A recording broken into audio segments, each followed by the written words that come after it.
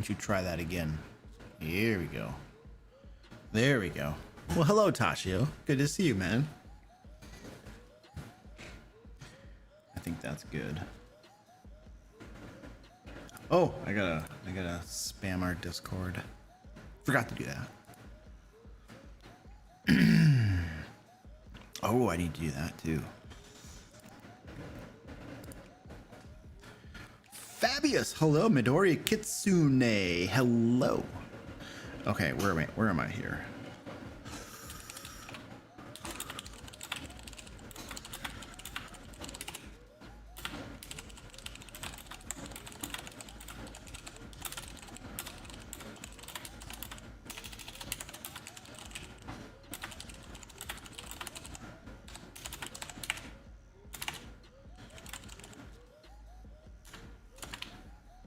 I need a link.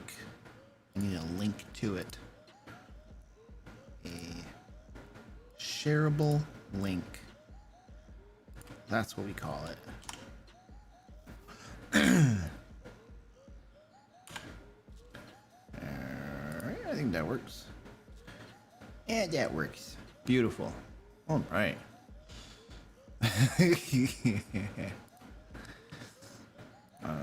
I need coffee still. I still need coffee. It's empty. Make sure before I prove it.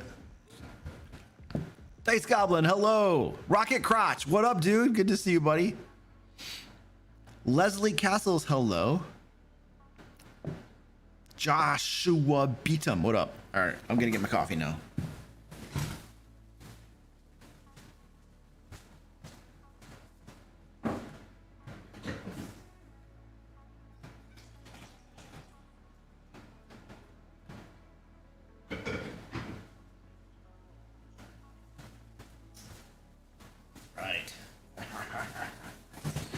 My decaf. It's 2 in the afternoon for me. That's decaf time. Meepy, hello. How you doing, buddy? All right. Oh, I want to do a thing. I'm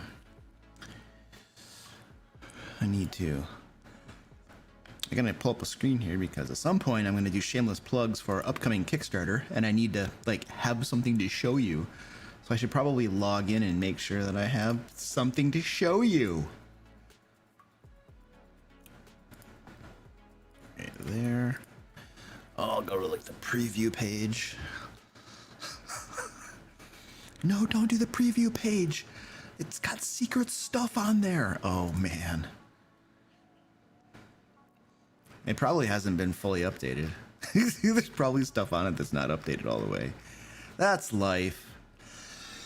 I guess that's life. I don't really care. All right, we're on the preview page. All right, beautiful. All right, I think we're ready to begin now.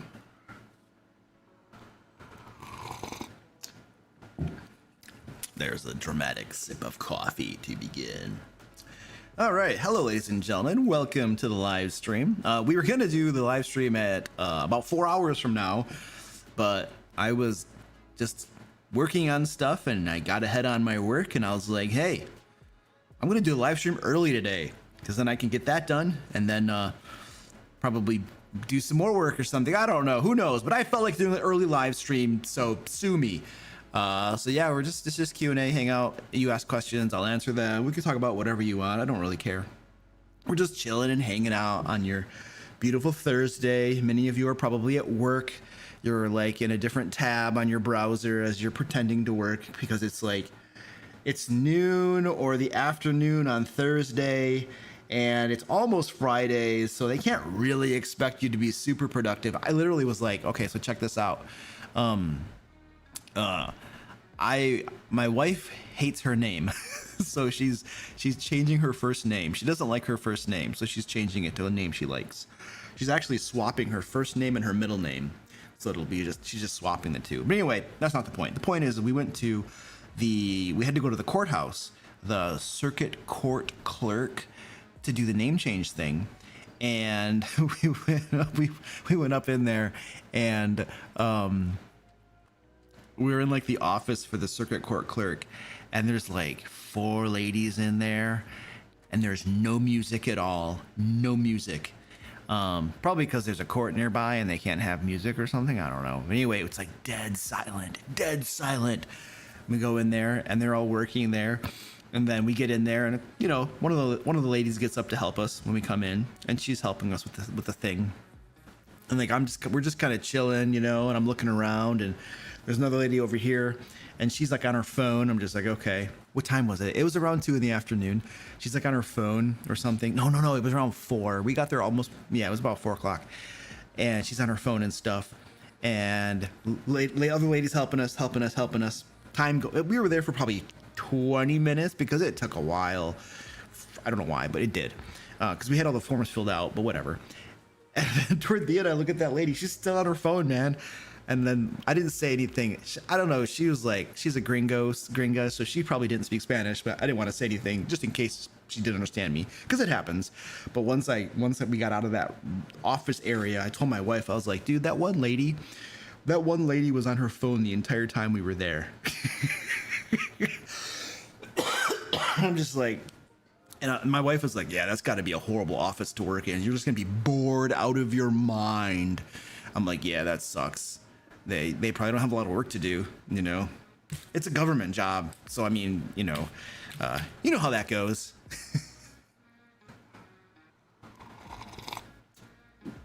All right. So, Q&A, drop your questions in the chat. If you could put all caps question mark before them, that's going to help. I think Tashio is trying to put all of our questions in a spreadsheet so I don't miss anybody's question. I should get everybody's question. So if you ask a question and you don't hear the answer, come back and watch the live stream later, and you're probably going to find the answer. Because I know some of you are like really busy. You got lots of work to do, so you won't probably hear it. So just drop them down there. We'll get it. We'll make sure we get everything answered today. We probably should be able to answer everything. I can't imagine we won't. And then before we jump in, I just want to do, of course, we have to do the shameless plug. I got the wrong things right here. Let's go. There we go. Okay, so our Kickstarter, Feybound, Trickery of the Wilds, is launching September 9th. So it's about a week and a half from now. This will be launching. We have a link down in the description so you can follow it. When you follow this project, you literally just like, well, you can't click back. It'll say follow, or it'll say get notified or something right here. Click that, because the first 3 days we're going to have specials, early backer specials going on where you can save a bunch of money. So basically we have, I don't know what I'm gonna say. I don't know where the picture is, but we have an alt cover. Hold on, Zach, where's the alt cover? We need pictures of the alt cover. I can't believe this is a massive oversight. Tashio, tell Zach to listen to the live stream. We do not have a picture of the alt cover. We need to have a picture of the book and the alt cover somewhere on here, because literally, like, this is our wow image, as we call it. We have the wow image. Well, you can see the regular cover right there, so I think we're covered right there, but we need a picture of the alt cover. I'm gonna get you a picture of the alt cover. I'm gonna show you the alt cover, because the first 3 days, if you want the alt cover, you're gonna save a bunch of money on the alt cover. So I want you to actually be able to see what the thing is. I gotta pull up my graphics. I think I have a book mockups folder. There we go. And then I gotta pull up the alt cover. Where is the alt cover? I don't even have a mockup of the alt cover. Where is the mockup of the alt cover? Oh, I'm so unprepared. All right, well, I have other graphics. Individual products. Alt cover. There's the alt cover. All right, I'm pulling it up right now for you. This is the alt cover. This is like the mock-up of it. It's really pretty. It's really cool. So if you want one of these bad boys, you can save a bunch of money if you back the first 3 days. So follow the project so you get notified, all that good kind of stuff. And then basically it's going to be a massive Fey expansion is what it is. We're filling this thing with new races, new subclasses, monsters, Fey mechanics such as Fey contracts, boons, and banes.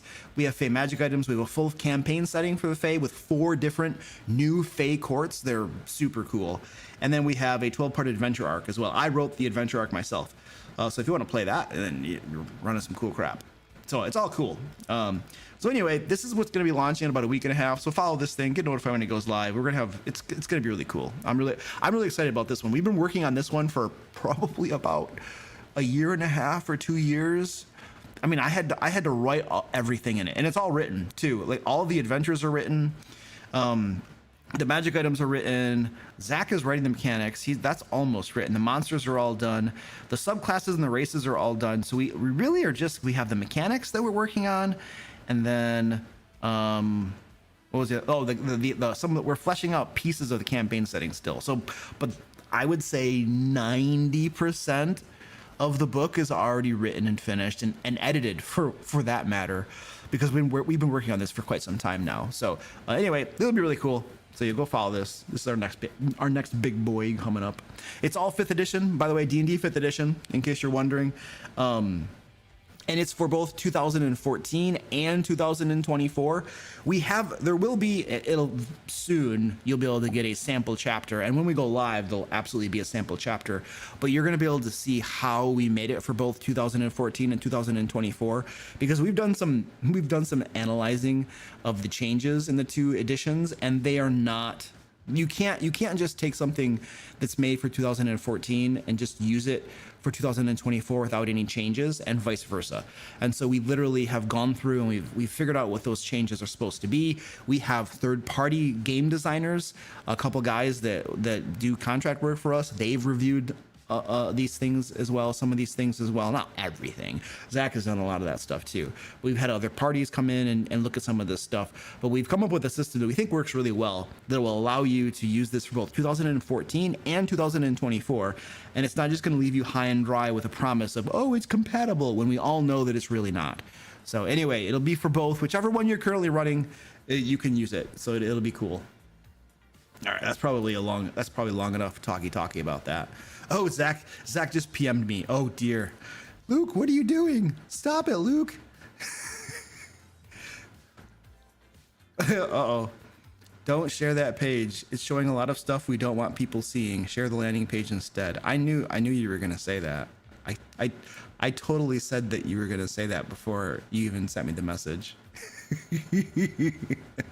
Thank you, Agile Monk, for the super chat, dude. I appreciate that. He says love and blessings to you and the team. Thanks, Zach. Or thanks, Agile Monk. I appreciate that.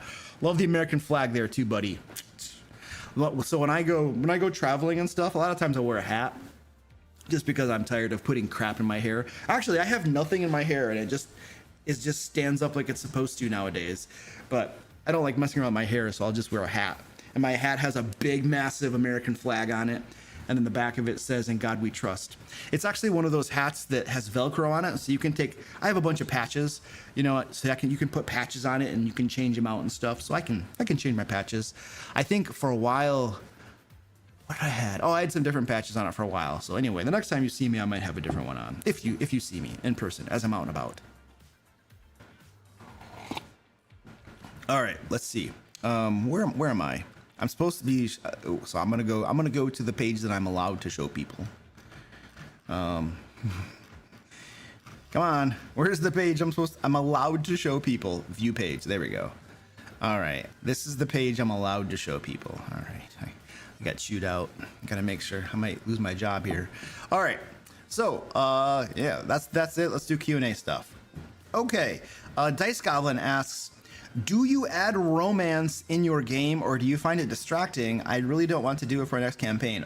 I don't add romance. No, I don't care about romance in my TTRPGs. This is my personal opinion. I just don't care about that crap. Okay, let me clarify. I never plan for it to happen, but every so often I might have an NPC like hit on one of the characters or something. I don't know. Like sometimes you just have like ideas off the fly and you're just like, but I never really plan for it. If it happens because I had a crazy idea off the fly, or one of my players decides to do something, right? And it's never between the players either. I think that would be really weird, because my players are, okay, so I was gonna say my players are all guys. Well, I'm thinking of my Thieves Abound game, but like if you had 5 of them are guys, one of them's a girl, but the girl's married to one of the guys that plays there. So it would be really weird. It would be weird if 2 of the guys were having their characters having a romance, and it would also be even weirder if like one of the other guys had their character with the I don't know. It would just be So it doesn't happen very often. So yeah, I would say that I'm mostly unexperienced in that sort of thing, except for Nigel. Nigel from my Sword Coast Guards game, he romanced every NPC that had a charisma of at least 8. No, I mean that's not giving him enough credit. At least a 12. If it was a female NPC with a charisma of at least a 12, he was romancing.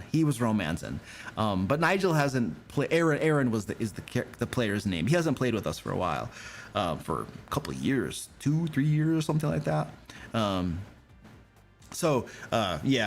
romance left our game when Nigel left our game as well.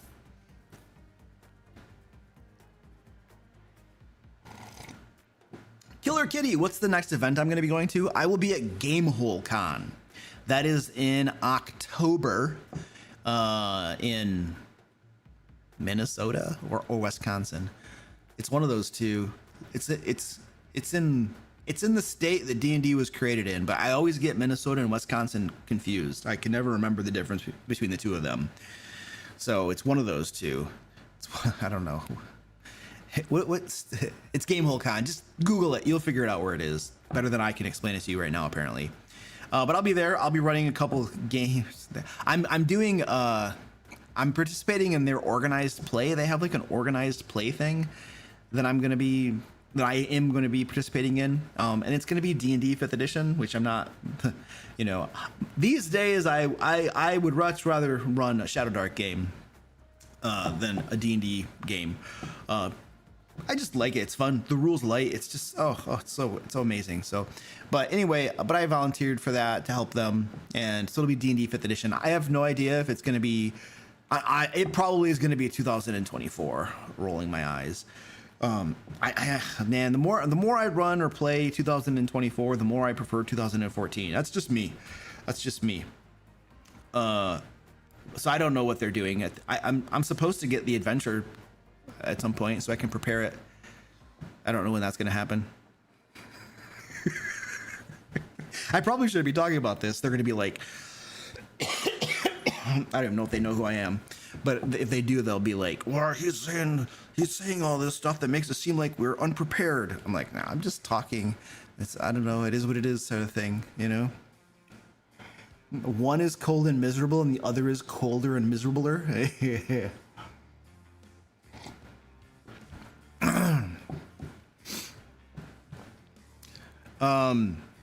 So I got that one done. Answer, that one's done. Is that black decaf? No, this is Michigan cherry. I don't know if you're not in Michigan, you might not know the flavor of that. I don't know if they have this outside of Michigan because I only see it. I only ever see this flavor in Michigan. But there's a flavor of coffee called Michigan cherry, and that's what this is, Michigan cherry. It's been a while since I was on a live stream. I was wondering if you ever planned to release the minis from your game that didn't go because of the tariff stuff. It looked really cool. No, there's no way. We have all the artwork for them, like almost all the artwork. Who is this? What's the name of this? I gotta refer to them. What's the name? Divine Apathy is referring to no, that's not the right one. Where did it go? Mail 6469. He's referring to the Dungeon Drifters board game that we launched on Kickstarter and then we canceled it because it was petering out and going into poopola territory.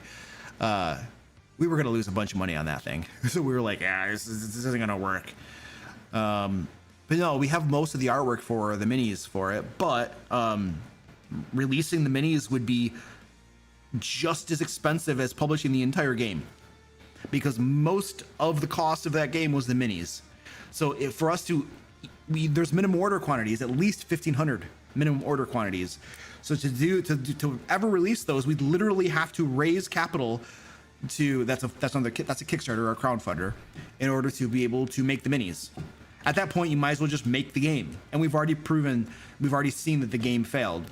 It didn't do it. So yeah, that's not happening. That's just the way it is. Oh, you know, it would be an interesting idea, Goliath, Zach. It would be interesting. This would never, we wouldn't, I mean, there'd be like 2 people that would buy this. But we have all that artwork. We could literally, but then people, I mean, I was thinking we could like, you know, sell the artwork in some sort of PDF or something so that somebody could buy it and print the minis themselves through an on-demand printing system. But like we would put a lot of effort into that, and like 2 people would buy it. So yeah, that's probably that's like a DOA idea right there. Anyway, Midori Kitsune says, why does D&D Beyond the website have to be so restrictive on what material is on the site, and why can't we add our own material like homebrew things? I mean, at the end of the day, it's their website. They can decide what they want to put on it, and that's their prerogative. So it's a private website.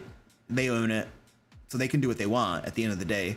I mean, that's the ultimate reason.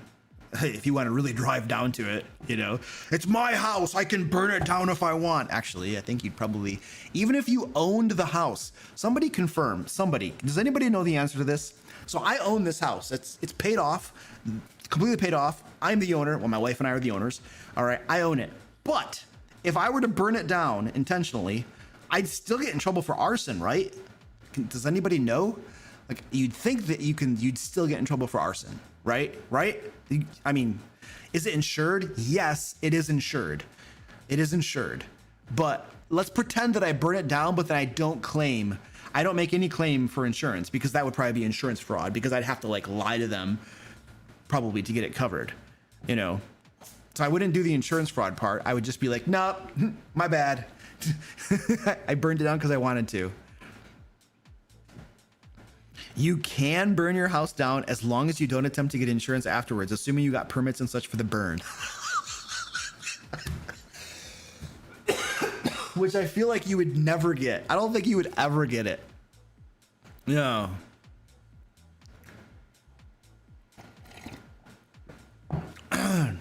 The issue you'd face would be state and municipal laws against a burn of that size, not the house itself. Yeah, I don't think you would never get that permit. You would never get the permit, and therefore you would definitely get in trouble for burning the house down. It might not call it arson, though. What is the definition of arson? What is arson? What is arson? The criminal act of deliberately setting property to fire. Yeah, but what if you burn your house down? Is it arson to burn your own house down? See what Google says. Google's AI overview says yes, it is a crime to burn down your own house, and is frequently prosecuted as arson.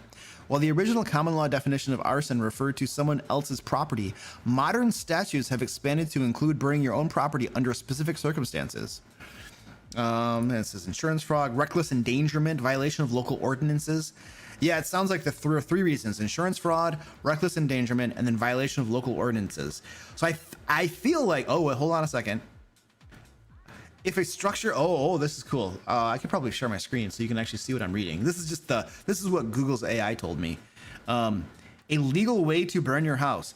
If a structure needs to be demolished by fire, it can sometimes be done legally by contacting the local fire department. The fire department may use the building as a training exercise for new firefighters in a controlled burn. Oh, that would be fun. I'm by the way, guys, I'm not actually doing this. I love my house. I'm not doing this. I think I was given an example, and we went way off the deep end with the example into the rabbit hole. This process requires permits and supervision to ensure safety and prevent the spread of fire. While you own the property, you do not have an unlimited right to destroy it in a way that endangers others or is meant to defraud. Due to the high potential for risk and criminal motive, burning your own house is almost always considered an illegal act. Okay. Yeah, so we can't do that.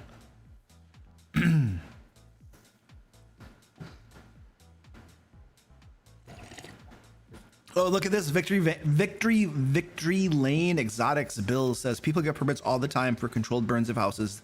They use it for a firefighting training. Yeah, that's what Google is saying. Yeah. Inclusive internet librarian says, I joined the stream and he's talking about how to burn your house to the ground. I mean, it came up organically. It was an organic conversation that I thought was very interesting. And so we Googled it and we, yeah. I'd assume just based on the risk of fire spreading to other houses, it would be a no. Yeah, I do have a couple of houses that are close enough. There's the one right out here is definitely probably within risk. The one over there is not at all at risk, unless you had like big winds, but I don't think they would be a problem. But there is a cornfield out back. Well, it's not a cornfield right now. I don't know what they plant. It's probably soybeans right now or something. But anyway. Oh, Victory Lane says, my neighbor is an assistant fire chief. And so this is like a conversation you've had before. Oh, you guys were probably just talking about random crap and he talked about controlled burns and stuff. Okay, cool.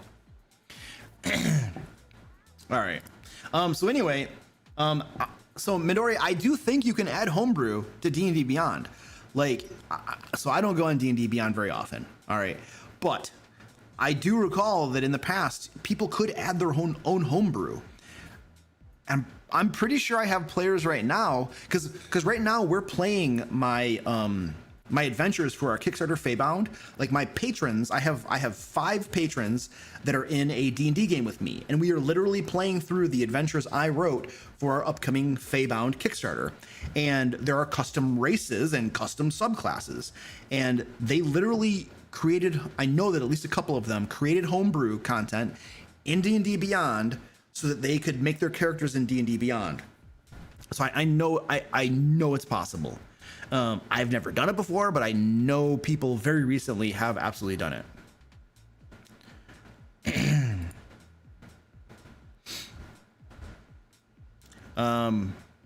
Nice Peter House says, how do you deal with toxic people in the D&D community?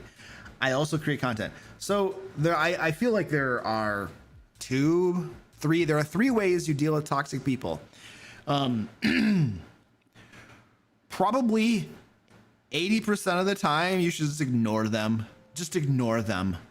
You're never going to win the argument with these people, and you're never going to win them over to your side. You just ignore them. What is it? This Tuesday didn't I put out a video this Tuesday about like something about Critical Role and how I think that they probably have a sponsorship from D&D and stuff like that. And that's a big part of the influence of sticking with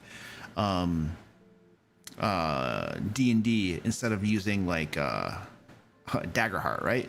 So there's a whole bunch of people, like I haven't read all the comments. The first couple hours the video was out, I was reading and answering stuff, but then, I got a lot of work to do, so I can't sit there all day. But I know that there are tons of people that are in there that probably hate me, and they're like, where do you live? We're going to find you. How dare you say anything against Critical Role? Ooh. There are people like that, right? So I'm not going to win arguments with those people. You're never going to win. So what do? Like, you can ignore them. And that's what you do to most of these people that are just crazy. They're toxic. They're illogical. They're just psychos. You just ignore them. Whatever. If you want to ninja block them so their comments are not visible on your channel, that's a perfectly viable option. Because when you ninja block them, when you hide the user from the channel, I call it ninja blocking. I love it because you hide them from your channel. They still see their posts. So they're like spewing vitriol, but nobody else can see their posts. Nobody else can see their comments, only them. And they're just like, I'm going to show this guy. And nobody can see them. It's beautiful. It's the perfect solution. Ninja block the crap out of them if you want, and then people can, nobody will see them and they'll keep on posting and whatever. Nobody cares. However, I almost never ninja block people. And the reason I don't do that is I want people to see their comments, and I want people to start having comment wars. Like, are you kidding me? So this person says something, this person disagrees with it, and then they start this comment war. Oh my gosh, the engagement is beautiful. So yeah, I almost never ninja block. I want to see those comment wars. It's perfectly fine. And I mean, that's one reason I don't ninja block. The other reason is I don't have time to go through and read every single comment on every single video and then decide, you know, what I'm going to do, if I'm going to block somebody or not. I just don't have time to do that. So like most people they just, you know, it's free for all. Just, you know, kill yourselves and others and those around you and whatever. So I guess it's all fair game because it's YouTube comment section. So the first option, toxic people, is you ignore them. Just ignore them. And it takes no time. It takes no time. Come here. Get over here. All right, come here. What are you doing? What's your mommy doing? Mommy woke up. Yeah. Did she let you out? Yeah. This is my doggy. This is Princess. What's your name again? Oh, yeah. Princess Tragedy. I forgot her name. Princess Tragedy. She's a Chihuahua. I don't care what kind of dog you have. I don't care how big your dog is. She will try to kill your dog. She's a little monster. She's super friendly, happy. People come in my house. She'll bark at you, you know, but she's friendly and loves you and stuff. She sees another dog. She goes into crazy mode, complete crazy mode. That's what she does. She's like, what's wrong with daddy? I'm imitating you. She goes into crazy mode and just wants to like bum rush and murder any dog. I don't care how big it is. It could be a German Shepherd that would like rip your face off. And she's like, I don't care. I'm going to kill you. Yeah. Are you crazy? No, you're not kissing me. No, you're not. No, you're going to go down now. Yeah. All right. There you go. She likes to, well, first of all dogs lick their butts. Second of all, this one likes to eat cat poop out of our litter boxes for our cat litter boxes. She'll eat cat poop. So you do not let her lick you. It's just, her tongue is just covered with poop, her own poop, the cat's poop, and any poop she can get her mouth on, apparently. So anyway, that's why when she turns her face toward me, I'm turning away because she's going to try to lick me. So anyway, that's our doggy. Oh, users can do their own ninja blocking? Really? Oh, that's interesting. How does that work? Has your dog's vision improved any? This is a different dog. That first dog died. All right, that was Zoe. Zoe was our first dog. She was also a Chihuahua. Looked completely different, but she passed away. She's done. She had what did she have? That kidney disease, dude. Like, I swear, I've had so many of my pets die to kidney disease. It's not funny, dude. I swear, it's like a food thing. I think a lot of this cat food and dog food we get is just so cheap and processed. It's like garbage. Because, like, what is it? I think I've had about 30% of my pets have died from this kidney disease horse crap. And it's like, that is a high mortality rate, you know? And so now our cats get like really high quality food, as does our dog. I'm convinced that there's some horse crappery going around. I don't know. This is like one of my like crazy theories, right? But there's this dog food and cat food you get in bulk, heavily processed, super cheap, made out of like grains and horse crappery and stuff you don't even, you read the ingredients, you don't even know what it is. Like, I don't know, man. That stuff can't be good for them. And especially when you got animals, 30% of my animals die from kidney disease. It's like, yeah, dude, what the heck, man? That seems messed up. So anyway, this is a new Chihuahua. It's a new dog. Yeah, I mean, in general, highly processed food is bad, like for people.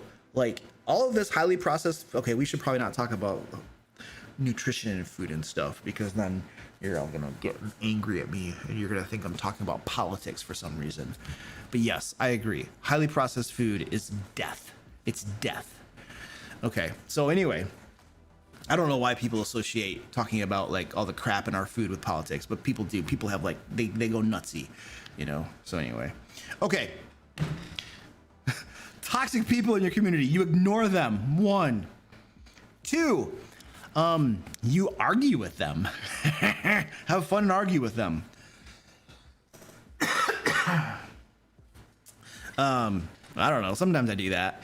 Sometimes I get these comments where people are just so off base and off their rockers, Oh, well, my favorite comments are the ones where they clearly didn't watch the video. They're reacting to the thumbnail or the title, and they're just completely reacting, and they didn't even watch the video.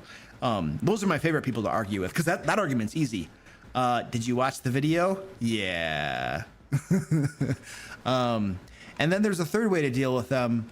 I don't know. I forget what it is now.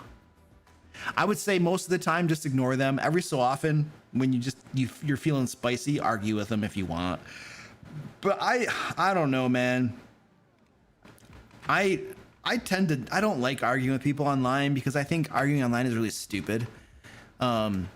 It's a waste of time, mostly, in my opinion. So I tend not to do it. I'll do it every so often, because some people just get on my nerves, and I'll be like, "Oh, you're a moron. Let me tell you what's up." But it doesn't do any good. It's just wasting my time. So usually I just ignore them. A pin of shame. Yes, that is the other thing. So the other way, I mean, I guess the third way to deal with toxic or bad comments, negative comments and stuff, is you pour gasoline on it. Basically, that's the idea. You pour gasoline on it, and that essentially, rocket crotch.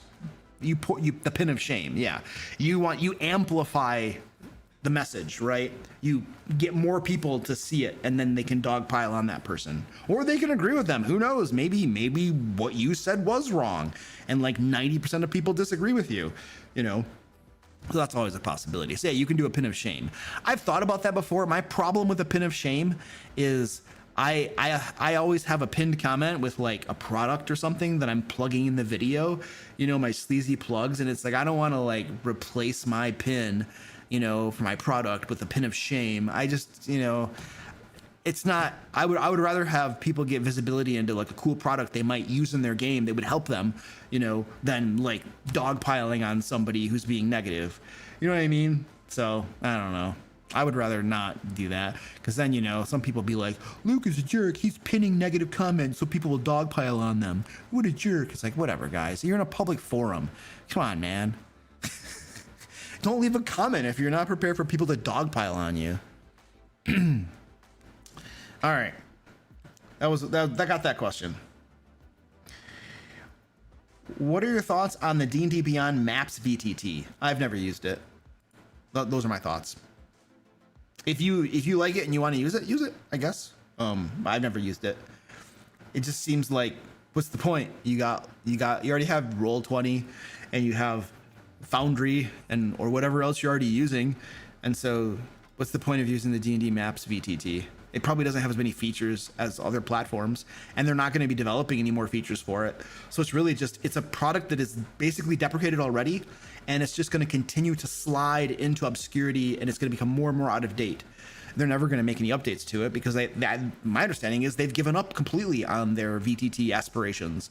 When they killed Sigil, that's what they called it, right? The Sigil, their big 3D Unreal Engine virtual tabletop that they wanted to basically have take over the world. When they killed that because development costs were too high, developer costs were too high, and it wasn't receiving the community reception that they wanted, and they punched the math and figured that it wasn't going to actually make them any money. They're like, well, we're just going to take a haircut of a few $1 million on having worked on this and call it a day. Like, as soon as they punched the ticket on that sucker, I think they pretty much announced that we're not in the VTT business unless they buy a VTT, and they're just like, Roll20. How would you like some money? I don't know. Who knows what they're gonna do? But I think they're out of that business now. So yeah, the D&D Beyond Maps VTT, I think it's deprecated, and it's just gonna get more and more out of date. Whereas VTTs like Roll20 and Foundry VTT and Owlbear and all these other ones, that have active development teams, those ones are going to keep pace with new features and things like that as necessary, or as people want them and stuff. So those are some thoughts about their VTT. Mostly empty thoughts, I suppose. I don't think there's anything like earth-shattering there.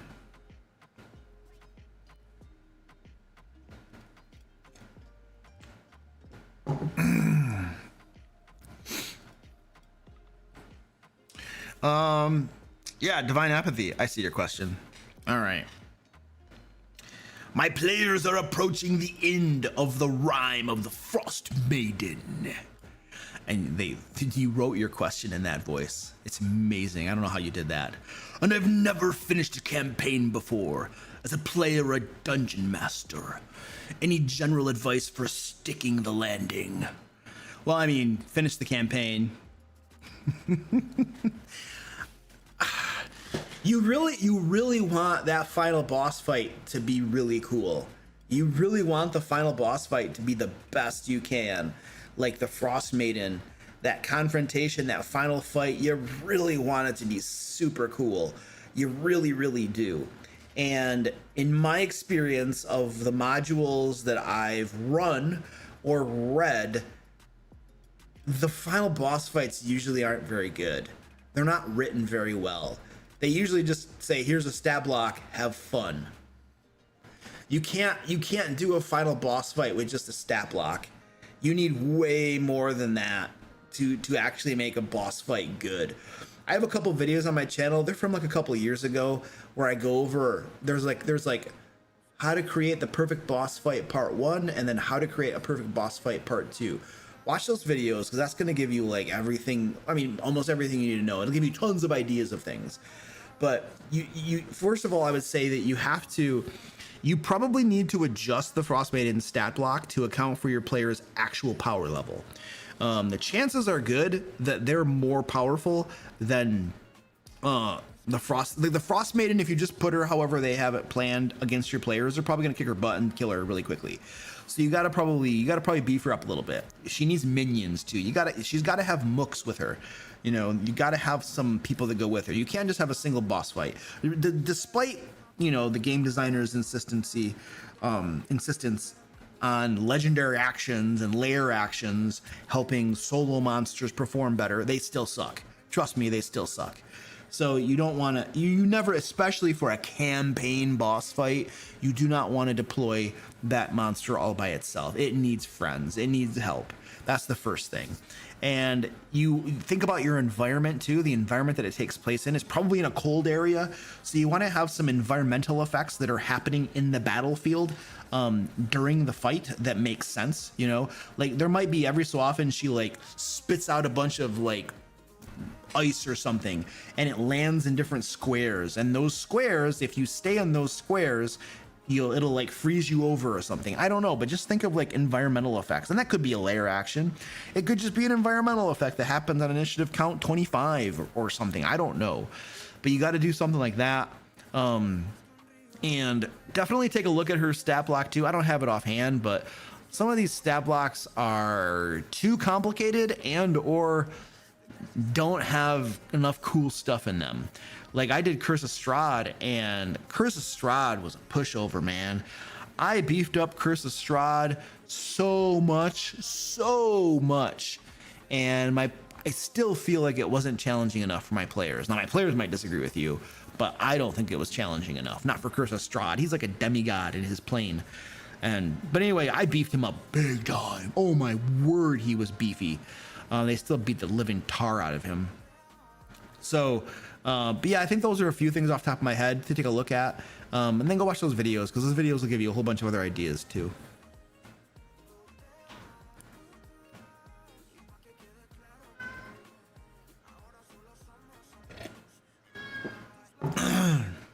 Stalwart Initiative says, "Howdy, Luke. I got to chat with you outside of business panel at Gen Con. I love your takes and honesty. Have you played Draw Steel yet?" Nope, I don't own Draw Steel. I've never played it, so no. Thank you though. I try to be honest. So many people are full of bullcrap these days, you know, just full of horse crappery. Here's an example of horse crappery.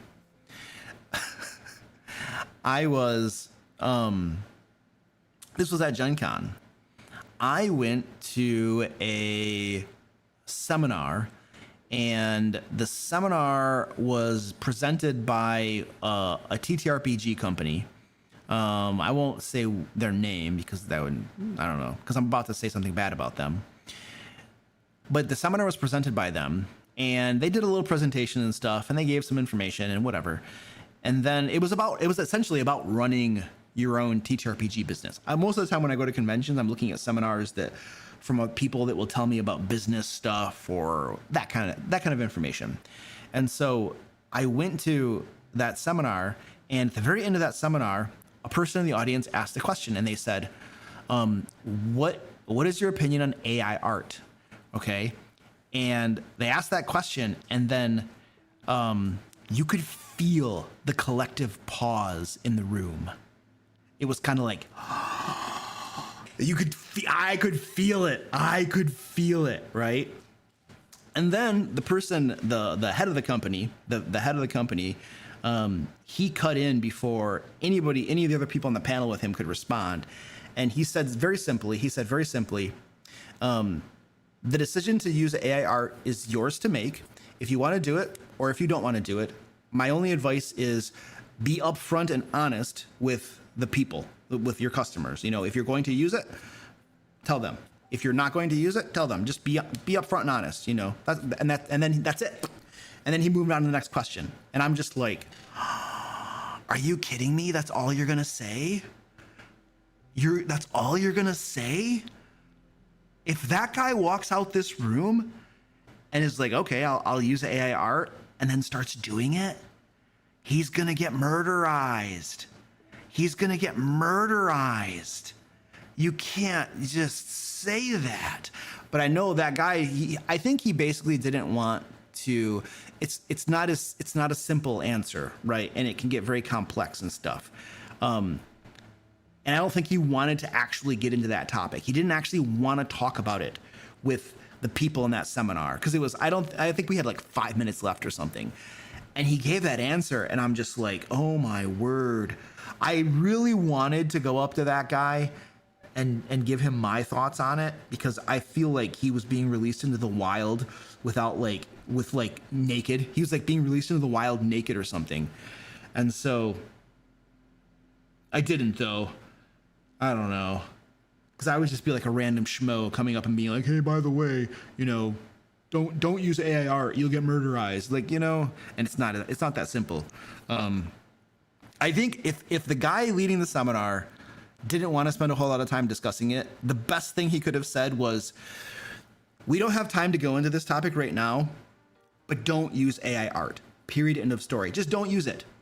Do yourself a favor. Do your business a favor. Don't use it. All right. We're not going to deep dive into this right now. It's a complex topic. All right.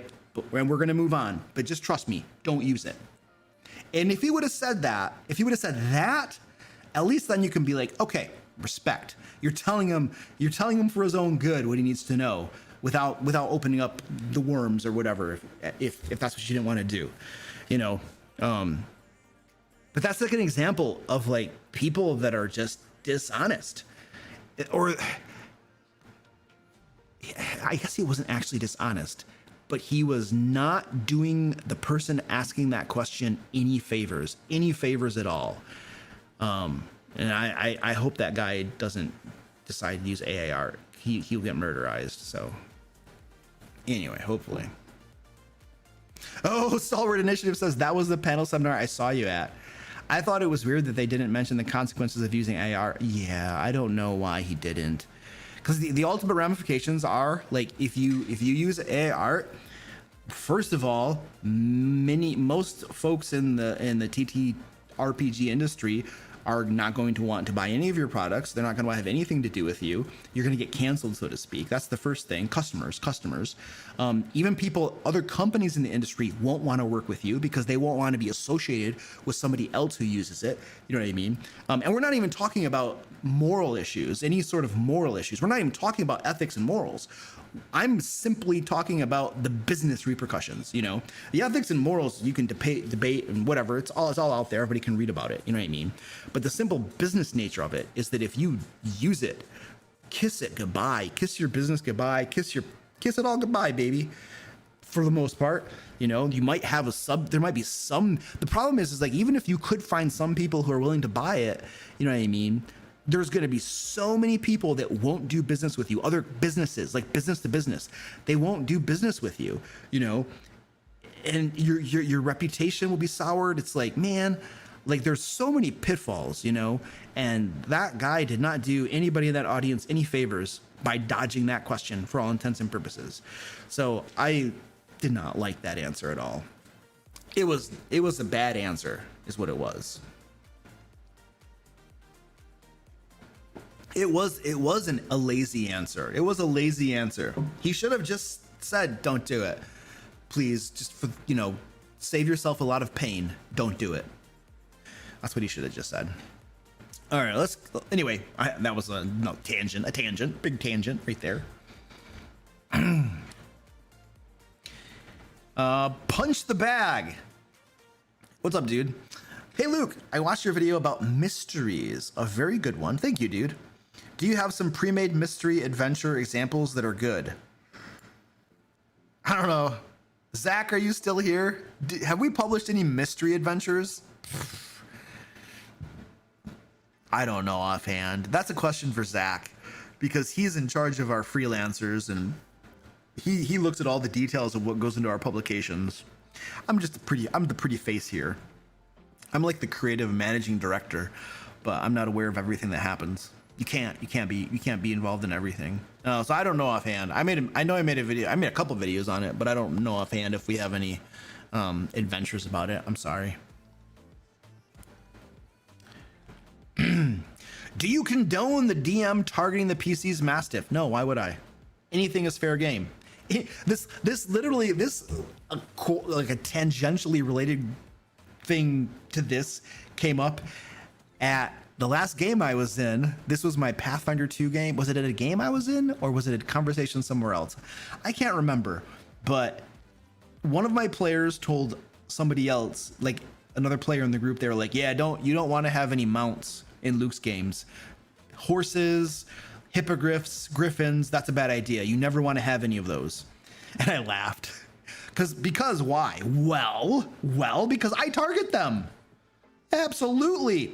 If you have a paladin in heavy armor on a griffin, right? And the griffin has no armor on him, and the guys are shooting arrows and the enemies are shooting arrows and they can't hit the paladin because paladin heavy armor, cloak of displacement, and the shield spell. What do you think the enemies are going to do? They're going to shoot the griffin. Hello? Because the griffin, no armor, 20 some hit points. And then the paladin comes crashing down. So of course I'm going to target their mounts.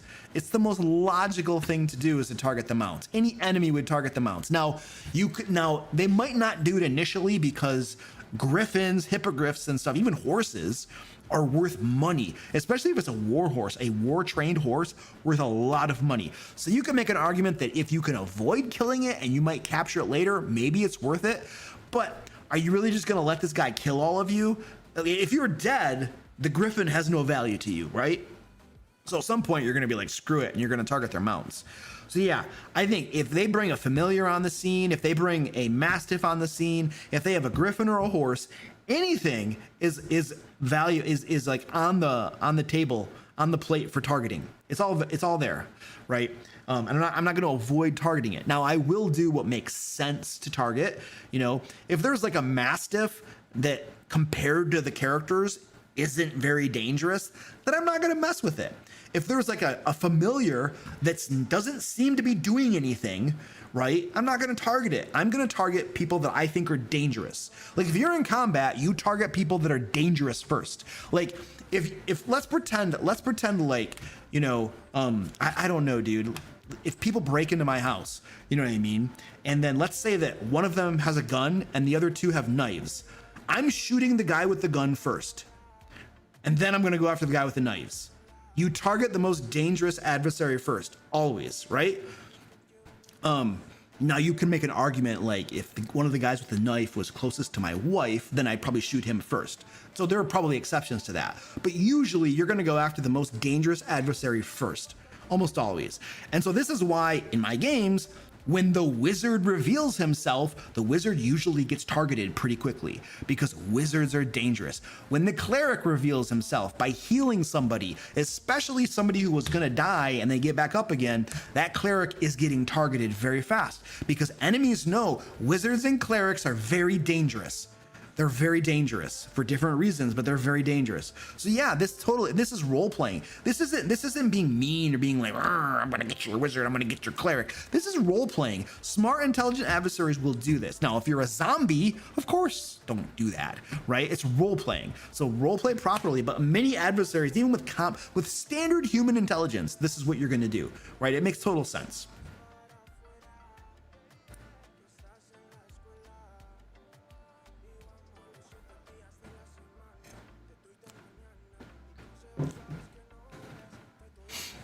What if it's one of those KGB knife guns? I don't even know what that is. I'd probably just shoot fast at all of them. I don't know.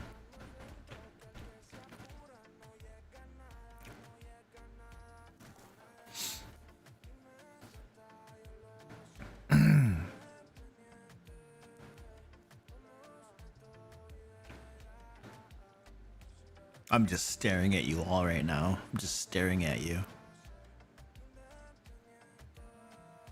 Yeah, start your questions with #question in all caps. That is gonna make sure that our moderators see it and you get put into the spreadsheet, and then you won't get missed.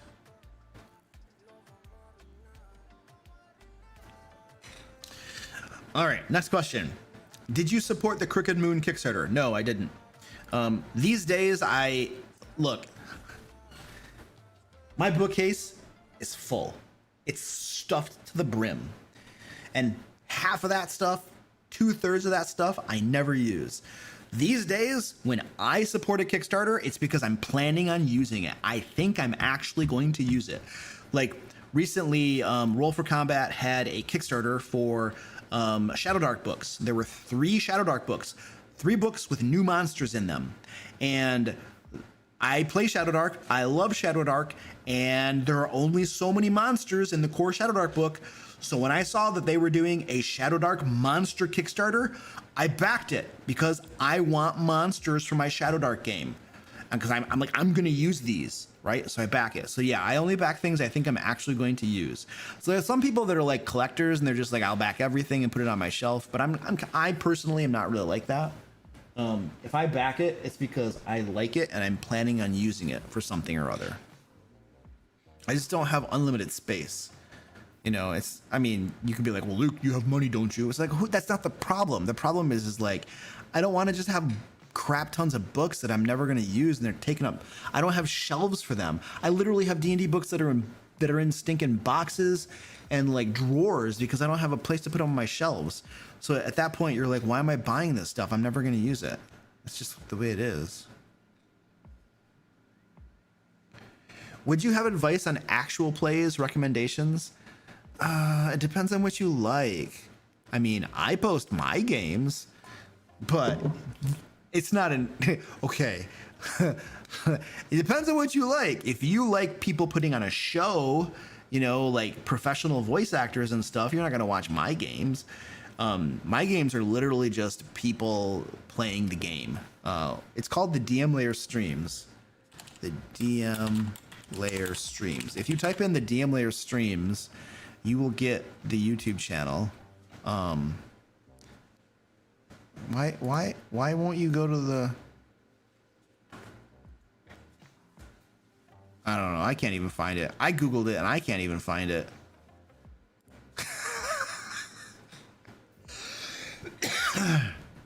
How do I get to my own streaming channel? There it is. I found it. Here, whoops. Don't do that to me. Don't do that to me. I'll put a link to it in chat.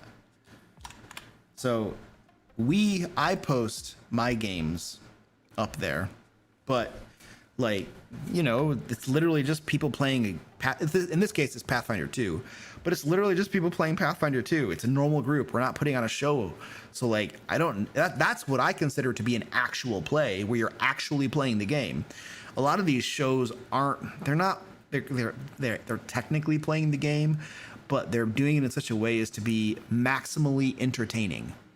And that might actually be what you want to watch, because I feel like watching, for me, this is me personally, right?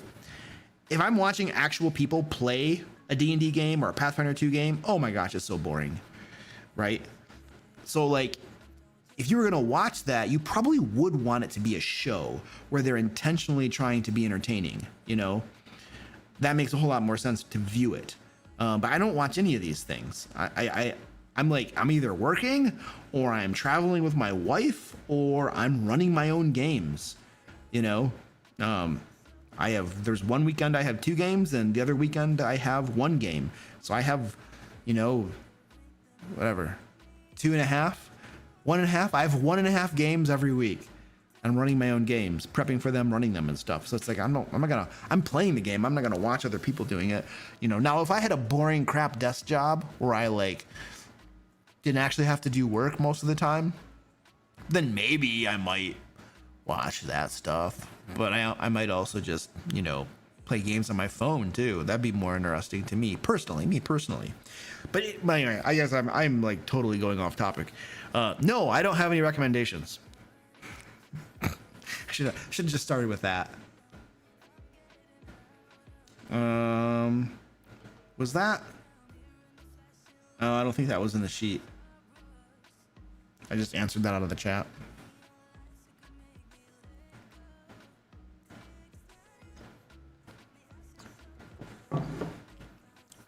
Star Initiative says that's why I appreciate books like Feybound.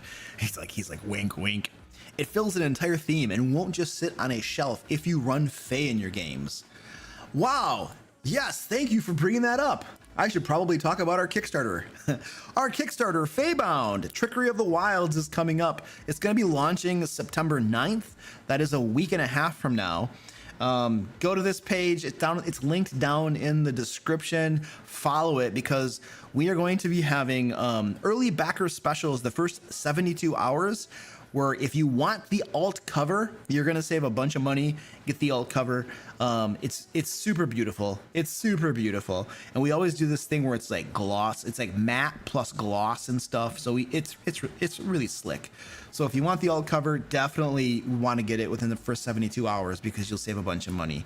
But we're giving you new races, it's all Fey themed. It's all Fey themed. This is like the biggest Fey themed. What are we calling it? Expansion. The biggest Fey-themed expansion for D&D 5th edition ever. We got new races, new subclasses. We have new monsters. We have Fey mechanics like contracts, Fey contracts, boons and banes, Fey magic items. We have a full campaign setting with 4 new Fey courts. All super cool, all really slick. And then the 12-part adventure arc, literally 12 adventures I wrote myself. That took me like a year to write these adventures. We've been working on this book for a year and a half, 2 years now. It's been a while. We've been working on this book, and it's like, I want to say it's about 90% written. And then this is like Groot from Guardian of the Galaxies. I love that guy right there. Just sweet. Chittenborn, if you want to play as a cockroach, an anthropomorphic cockroach, there you go. We have the Foxkin. I got like coffee crap coughing going on now. I'm gonna die for a second. Allow me to die really quick on stream. I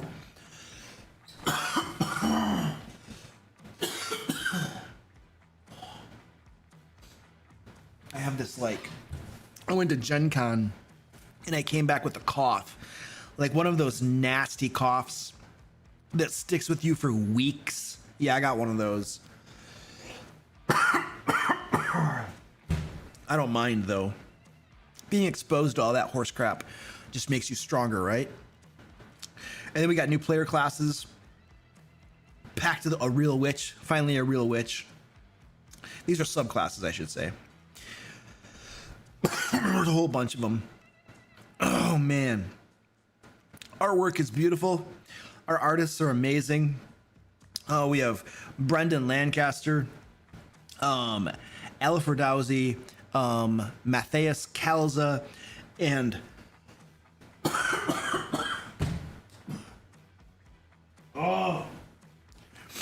Kirby Gambala. We always call him Kirby. I can never get his. I only know his last name when I have to pay him or when I have to put him in the credits or something. But we got amazing artists that are doing this work for us. The artwork. I'm still dying. Allow me to die in peace. All right. So anyway, go back or go follow this thing. We're gonna be launching on September 9th. It's gonna be really cool. All right. I think I finished dying now. I think I'm good.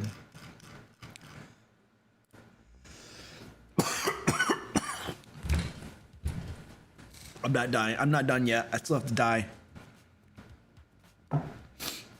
Stalwart says, I came back from Gen Con with COVID. I was dying on my drive back to PA. Yeah, dude, that sucks. I had COVID once.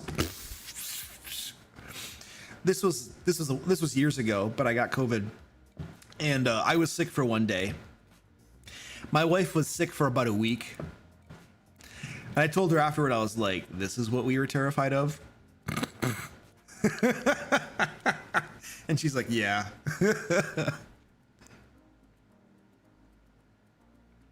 I know it was COVID because we went to get the tests.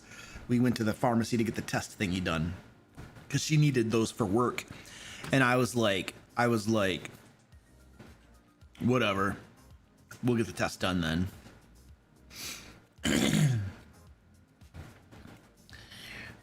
Unfortunately, you're on the way of long death. So no dying real quick here. I'm not sure I understand, but that's painful. Man. Okay, I'm gonna keep trying to do the questions and answers here. I need to get a bit of coffee. I'll be back in a second. Feybound, Trickery of the Wilds is the Fey expansion that every dungeon master and player must have. Check out everything this book has. A sprawling Fey campaign setting, 6 vibrant new player races, 10 wildly creative subclasses, a treasure trove of magic items, dynamic Fey gameplay mechanics, over 100 twisted and unforgettable monsters, and Escape from the Fey. A level 5 to 11 adventure module featuring 12 full-length story-rich adventures. Feybound, Trickery of the Wilds is the biggest Fey-themed expansion for D&D 5e ever created, and it launches soon on Kickstarter. Trust me, you won't want to miss this. Okay, 4 questions. Jonah says, I'm hosting a D&D game with my friends soon, and I want to make it funny and epic, so how do I make it both? I have no idea. I can't give you instructions about how to make it funny. And I don't know what... You're asking 2 questions I can't answer. I don't know what your friends find funny. I don't know what you find funny. I don't know what your capacity is for making things funny. I also don't know what, like, how do you make a game epic? Like, you know? And how do you define that? And what's the secret sauce for that? I have no clue. I've been running these games for decades, and I have no clue how to make it epic, right? You can do as much as you can and make it cool and fun and stuff. But also, I don't know, man. Do you want it to be funny and epic? How do you do those? How do you do both of those at the same time? I have found in my experience that the games that are funny are not epic. And the games that are epic are not funny. In my experience, those tend to be mutually exclusive. Because most of the time, games that are funny, it usually involves taking an NPC whose name is close to something else and then giving him a nickname and laughing about it and hiring him onto the company and giving him a 401k and benefits and stuff. Like, those game sessions are funny, but they're not epic. They're just slapstick, or they're, you know, like shenanigans and stupid crap, you know? And you have fun, but they're not epic. You know, epic games can totally be fun, but I don't know that I would describe them as funny. So I think you're trying to hit 2 things that are probably gonna not go well together. That's my gut inclination. But at the end of the day, I don't know what the secret sauce is for what you want to do, man. Yeah, sorry. Tulio, thank you for the super chat, dude. Did you see the Artificer competition? Nope, I didn't. I found it very fun. Didn't win, but you can review my subclass. It's called Praetor. Yeah, I'm not gonna be able to review a subclass. I'm sorry. I'm not gonna be able to do that. But I did not see the competition. I don't know anything about it, actually. It sounds like people were submitting subclasses for Artificer or something. I got that one. How do you feel about familiars transforming into more dire forms for 1 minute as a bonus action? Familiars more? No.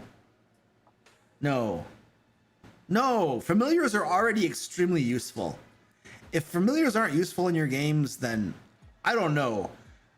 I have always, wizards that have familiars they've always been amazingly useful. Scouting, the help action, and you want to make them more powerful? Nah, I would, if I had a player asking to do that, I would shoot him down. That would not go anywhere. Because no, and then I have one player like this right now in one of my games. He always wants things to be more powerful. Always like, can I do this? Can I do this? Can I do this? And I'm just like, no. I say no. Every single time he asks me if he can do something that's more powerful, he wants to get an extra attack or something. Or I'm like, no. Because if I let you do this thing that makes the thing that you can do that much more powerful, then I have to give concessions of power to all the players. And if I don't, then I'm a biased jerk showing favoritism. And I'm not going to give you a bump in power and then give all of these guys some sort of bump in power as well. And then I'm not going to adjust how I run the game and the adventures and stuff. And then game systems have usually they have built-in encounter design mechanics that are somewhat balanced or not, depending on your game system. And it's like, I'm not going to throw all of that out of whack so that you can have a more powerful version of X, Y, or Z. I'm not doing it, man.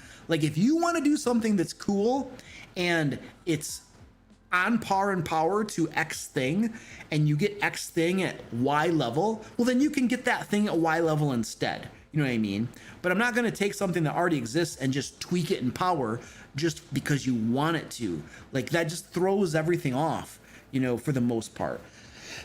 Unless I'm running that sort of game, you know what I mean? And where everybody is literally doing that and we don't care. But for the most part, I'm just going to say no. And I have a player that keeps asking me stuff and I'm always telling him no. Eventually he's probably going to leave the game because I keep telling him no. But I don't care. I'm going to keep on saying no because I'm not playing this game.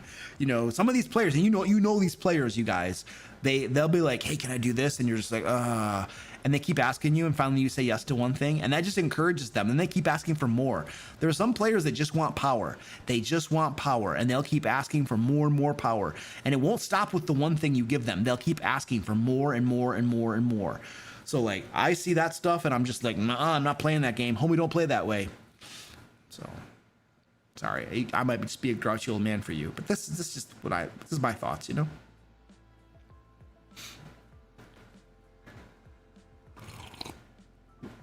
Luke, have you ever converted a 5e module? I can stop you right there. I have never converted a 5e module, ever. There you go.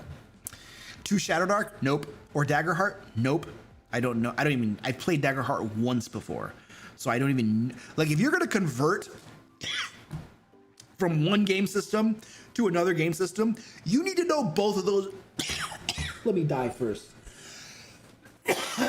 You need to know both of those game systems extremely well to do a proper conversion.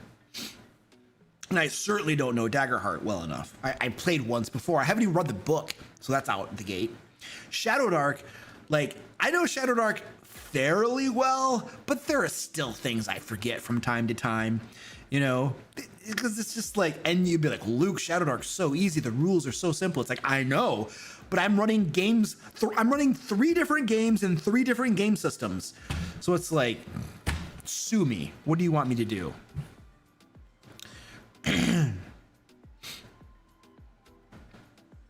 Are you actually saying that D&D Beyond Sigil and Maps VT is the same thing? No, I never said that. Maps VT is not like, I know it's not. How do you find a good balance between time spent on the main plot line, personal arcs, and side activities so it stays exciting and important? You use your gut, basically. Like, something that you should usually be doing as a game master anyway is reading your table, reading your players, and trying to suss out, does it look like they're having fun? Do they seem to be enjoying themselves? And, okay, what is the thing we're currently doing that they seem to be enjoying? Or what are they not enjoying? Like, oh, we're in a city doing city stuff. We're doing a shopping session, and these players they hate this crap. I can tell it, man. These guys are checked out. This sucks. We can't do this again, you know? Or you're in the middle of a dungeon crawl and everybody's engaged and everybody's excited and you're like, oh yeah, they like dungeon crawls. Okay, cool. I'll remember that, you know? Or you're in like this really tough combat and they're all like, oh, they're in it, you know? And then after the combat's over, they're like, oh my gosh, we almost died, but wow, that was tons of fun. And you can see on their faces, don't listen to what people tell you, because people will lie to you to make you feel good. You have to watch with your eyes during the game what they're doing, their body language, you know, that's where you get the truth. People are too nice to each other, and like and especially if you ask them, did you have fun? Never ask your players, did you have fun? That's a loaded question. Like, even if your players thought the game sucked, most of them will tell you yes, they had fun, because they don't want to hurt your feelings, dude. So don't ask them that question. You got to pay attention with your eyes. But what I'm trying to drive at is, when you're doing stuff on the main plot line, right, or personal arcs and side activities, like, you just pay attention and you see how much, if they're enjoying themselves, if they're having fun, you know. And if they are having fun, and then it's exciting, you know, and you just keep doing that, you know. Now, if you get good at it, you're probably going to find that it doesn't really matter if you're on a main plot line or a personal side arc, which involves the entire group. I want to be clear. When I talk about personal arcs, these are always things that involve the entire group. You never want to have at your game table everybody present, and then you're literally running a side quest for one player all by themselves while everybody else does nothing and twiddles their thumbs. That's miserable. I'm not suggesting you do that. That's stupid. Some people do that and you're going to be offended by this, but that's dumb. Don't do that. If you're going to run a personal side quest for one player, schedule a separate game session for them so that everybody else isn't bored out of their mind and questioning why they even came to the game session. Or run it on Discord by text or something. I don't know. Figure something out. But like, when the entire group is assembled, the entire group should be playing the game and they should be on the same adventure, right? And so if you're running a personal arc, you know, that has to do with the character's backstory. I've run arcs before, you know, that deal with character backstories, and the entire group is involved in whatever is going on. And most of the time, it resembles my standard game. You know, the style of adventures, what we're doing is the same thing we normally do, like the same style, you know, a tone and feel. It's just a different mission, a different quest for a different reason, and it might be in a different location. But everything is kind of still like the standard way Luke runs games. And so they're probably still going to have lots of fun, regardless of whether it's the main storyline or a side quest, you know. And I have a wonderful habit of introducing side quests for some of my groups. Not all of them, but some of them in particular, especially the home group, the group I play with here at home, in my house. I have a reputation for introducing tons of side quests, lots of side quests, and sometimes they go on them. Many times they go on them, many times. And then I literally had an adventure plan for them that they did not do for about almost a year because they got stuck on some side quests, you know, and it's my own fault because I introduced the side quests. I gave them the hook and they're like, okay, we'll do it. And so I had this one quest that they didn't do for like a year. And when they finally got around to doing it, I was like, well, I mean, in-game time, lots of in-game time has passed. So like, I have to change this. Like, I can't just leave this as is, you know? And so the whole quest changed. So like, my players may not know this. I never told them this, but they were They were going to this dwarven city to get a cauldron. They basically they were trying to get a cauldron. It's an artifact. It's a Dalkir artifact. And they wanted to get this cauldron. And the cauldron was in that city. But they took so long on a side quest, I was like, okay, that cauldron is gone now. The people that were going to steal that cauldron have stolen it. Now, my original idea for that adventure was that they were going to get to that city and they were going to have to do a heist. They were going to break into a House Kundarak vault and they would have to steal the cauldron. That was my entire plan for that adventure. We're going to do a heist adventure. This is going to be super cool. And there was some Dromite spies and Dromite people that were trying to get the cauldron too. And so, but they took so long in getting there that I was like, well, the Dromites have already got the cauldron. They've already stolen the cauldron.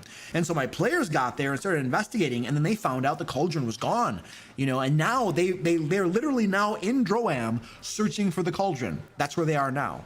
The thing is that if they had not delayed on all those side quests, they would have been able to steal the cauldron from that dwarven city and gotten it back. Well, I mean, if they were successful at the heist.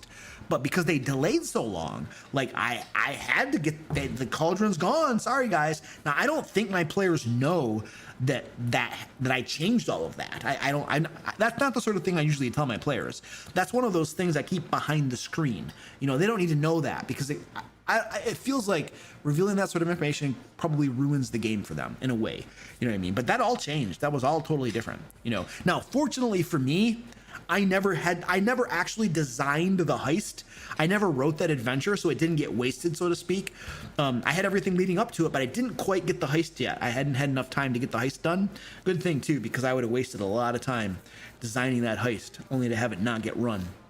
And that's probably like a reason for you to not design your adventures too far in advance, because if your players get sidetracked or don't do it, or if they spend a lot of time somewhere else and you decide the nature of your adventure needs to change dramatically, you haven't sunk a bunch of time into creating it. And so you can easily just toss out your old idea, come up with a new idea, and then implement that. So I try these days, I try not to plan too far ahead for my campaigns because I never know what's going to happen. I know what the next adventure is because my players will tell me what they're doing next. And then I design that thing, and then usually they go do the thing. Now, sometimes they don't, but usually they go do the thing, but I don't know if I answered your question, but I tried. I think I got into a big tangent, and then I forgot where I was.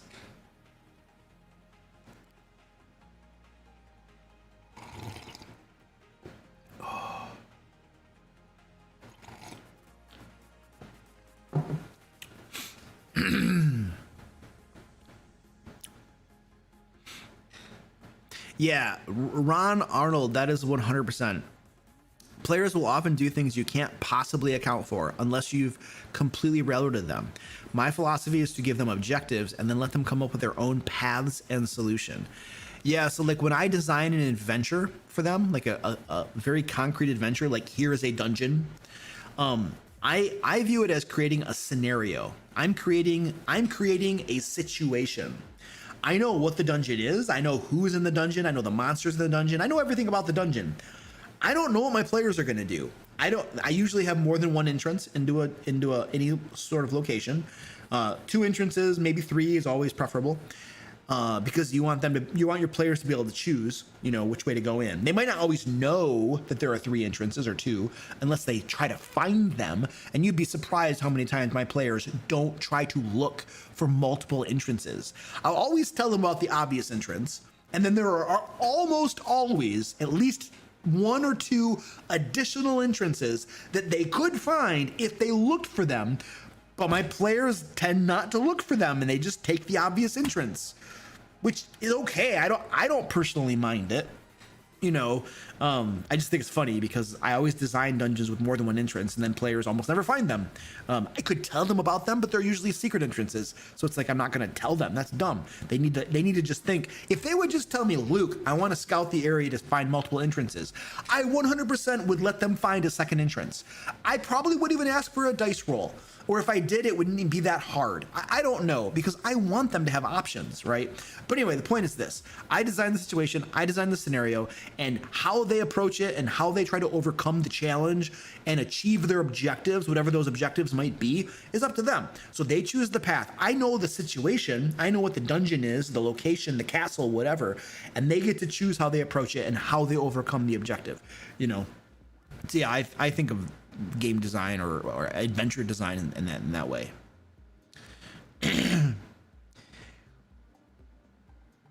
Will you ever, hold on, John Trion says, will you ever find a way of your books on D&D Beyond? I don't think my books will ever be on D&D Beyond. It seems either, I think there's one of two, obviously there are like, other third-party publishers that are getting their books on D&D Beyond. And I have two theories of how that's happening, because it's completely obscure. Like I have no idea what the process is for getting your stuff on D&D Beyond. I have no idea what it looks like. My only thought is that it's the good old boys club. It's people with connections who know people who can get on there. That's my first thought. But my second thought is D&D Beyond is probably curating whose books they put onto their platform. Like, if you're going to have an official third-party content on your platform, like MCDM has stuff on D&D Beyond, the Dungeon Dudes have stuff on D&D Beyond. I'm pretty sure like Ghostfire Games and Loot Taverns, probably a lot of these bigger publishers or really well-known ones, I'm pretty sure they have stuff on D&D Beyond. So like, but the thing is that if you're D&D Beyond, when you're looking to bring content onto your platform, I think you're looking for two metrics. One, if you can bring content onto your platform that has already proven itself in the market, then you're pretty sure it's going to sell well on your platform and make you money. And so what does that mean? That means you're looking for a lot of these companies that have their stuff on D&D Beyond, they do Kickstarters that are in the millions of dollars usually, right? So if a person does a Kickstarter that's in the millions of dollars, then they've proven themselves. They've proven that there is a market for this product. They've proven that they can sell this product. They've proven there are customers who want to buy this product.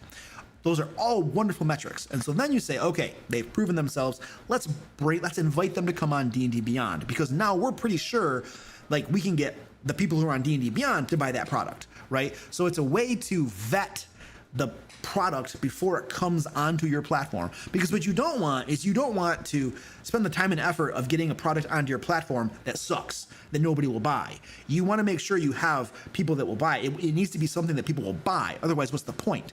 And so they're vetting, that's what like their vetting process could be, is like how, are you how are your current sales, how much did you do on Kickstarter, what, all that kind of stuff. And the Kickstarter, your gross on Kickstarter is obviously public information. You can look it up anytime. So I have a feeling it's probably a combination of those two things, but I would trend much heavier toward the Kickstarter theory. Like if you do really well, if your publishing company is making really good money and your Kickstarters and et cetera, and like sales, then they're probably going to want you to be on D&D Beyond, because it's a way to vet you, to make sure that they're going to make money off from you, and off from your customers and whatnot. So I feel like that's probably how they're doing it. It could be through connections too. That's always possible. Yeah, Tashio, you're right. Watsi probably doesn't like me anyway. So you never have to worry about seeing any of my stuff on D&D Beyond.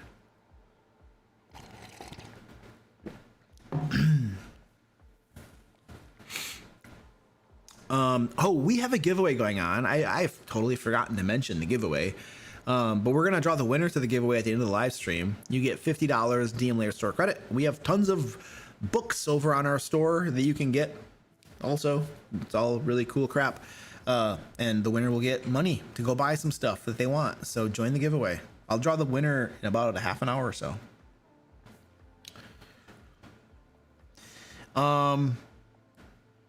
Dan's Gaming Hour says, do you think the new Kickstarter would work well combined with Into the Fae and Escape from the Fae?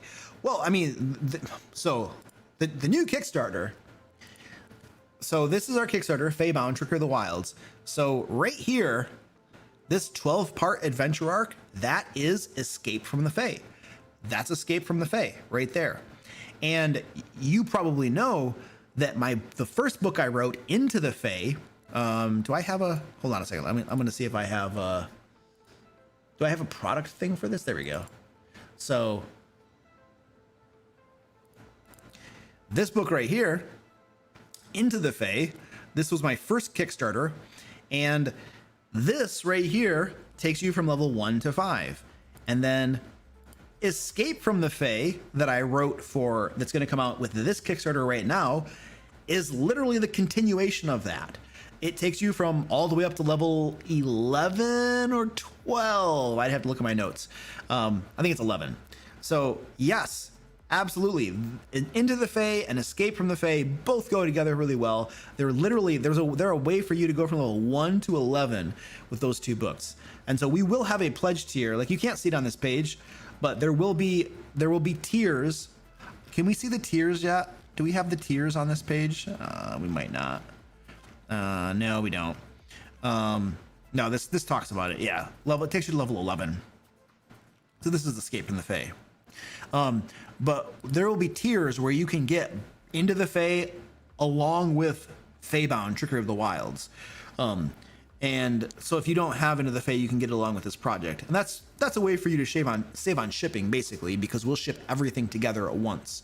Now, Into the Fae is currently available for you on our store if you want to get it right now, and then you don't have to wait for it at all. But if you want to save on shipping, which is very expensive these days, trust me, it's super expensive. Like, we've been spoiled by Amazon not charging us for shipping, but shipping costs are stinking high. Oh my gosh. So if you want to save on shipping, you can order it with this Kickstarter, and then everything will come together, right? And then you'll save some money.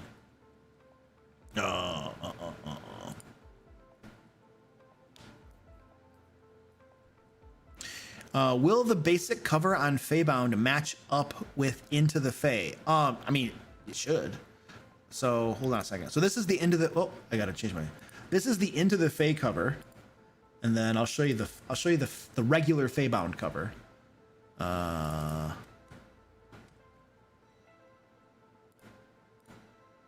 So this is the regular Faebound cover. Now we don't have we have trade dress that goes right here. It'll say the DM Lair and have my logo and stuff. This mock-up doesn't show that, but it will absolutely be identical. The spine will match up with it. So this is the Into the Fae's cover, and then this is Faebound's cover. So yeah, it'll go along with it. Obviously it's not the exact same thing, but it'll match it. And then the DM Lair will be right here. Like, we do all of our covers the exact same way, so that they all kind of go together on your bookshelf. So yes, they will match, but our mock-ups aren't perfect. You know, it's not what it's actually going to look like. Yeah.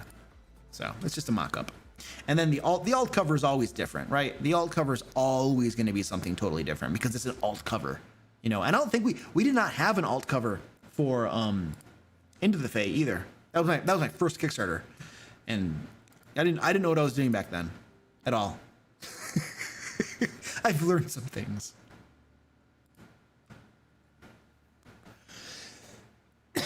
Have you played Daggerheart yet? I played one game. If so, what are your thoughts on it? If not, are there any specifically narrative-driven systems that you've played and enjoyed? I didn't notice anything specifically narratively driven about about Daggerheart when I played it. It was just a mechanical system like any others. I did not notice anything about it that was like narrative driven. Now, that may have been the game master. I don't know. But it literally, when I played the game I played Daggerheart in, it felt like a normal D&D game, only with the different mechanics. That's it. It felt the same, only with different mechanics. But that was my one experience playing it. And I haven't read Daggerheart, so I can't tell you if the game master was doing it correctly or incorrectly, but it felt like a regular D&D game to me. No difference, really. But again, that's just my personal experience. You know, there are going to be critters that are going to be like, Luke, I want to kill you. My gosh. I could have fun just making shorts where I respond to people that are psychos. That would be fun. I would enjoy doing that, actually. It'd be so much fun. People would hate me, though. That's okay. People hate me already. Some people do. All right.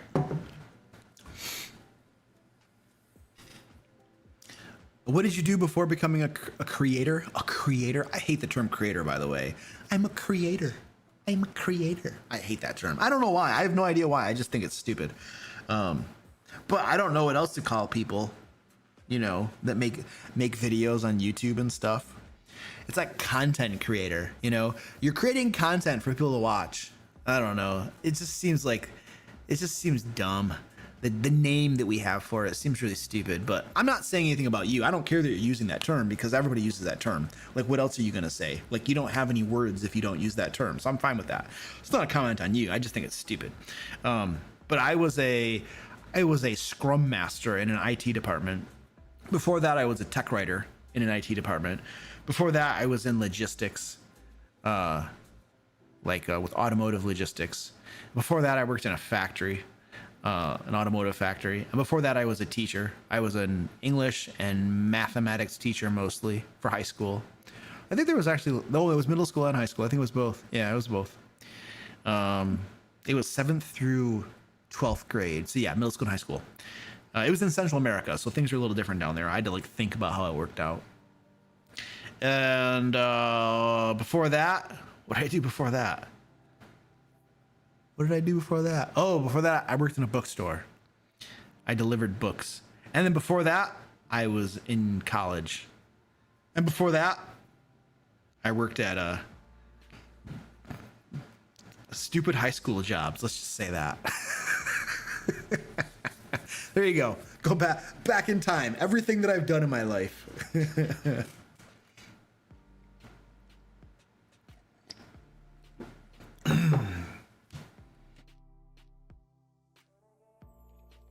Yes, very, very varied work history. Absolutely. And I can tell you, working on automotive was horrible. That's like some of the worst years of my life. I enjoyed being a teacher, but I taught in Central America. Things are way different down there. Okay, I do not think I could survive as a teacher in the United States. I have volunteered in schools. I've done like some junior achievement is like a volunteer thing where you go into schools and you teach the kids usually about like finances and stuff is what I usually would teach for junior achievement.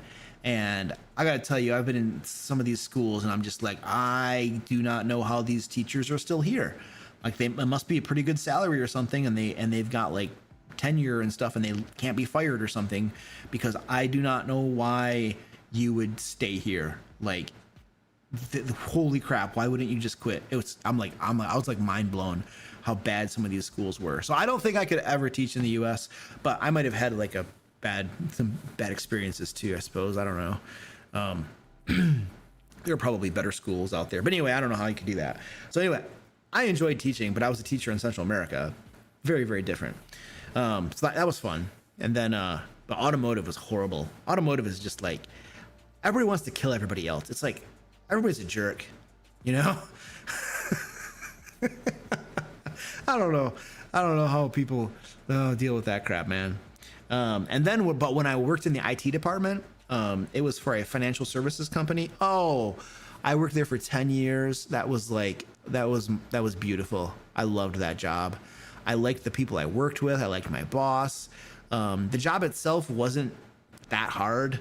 I was a tech writer and then I was a scrum master. That wasn't that hard. Those were pretty easy things to do. And the people you worked with were pretty cool. You know, the pay was really good and the work environment was very nice. You know, Like that was nice. I could have, I mean, if my YouTube channel hadn't done really well, and I hadn't started doing really well on my Kickstarters and then my Patreon and stuff, if all of those things hadn't done really well enough so that I would be able to quit that job and just do this full time, I would still be at that company. 100% guarantee you. 100% guarantee you. Because it was just like, that's the type of place you just kind of chill at and you stay, because it's good pay, it's good work. You don't mind going to work every day. You know what I mean? That was good stuff. It was good stuff. The worst things about teaching is dealing with parents. Oh man. I remember some of our parent teacher conferences, and I got to tell you, like, there's one parent teacher conference, like it was me and this other teacher, and she and I both were very strict with the students. Like, if you're getting bad grades, you're getting bad grades. Suck it up, buttercup. Study or something. I don't know. But because you have students that just suck. They're getting horrible grades.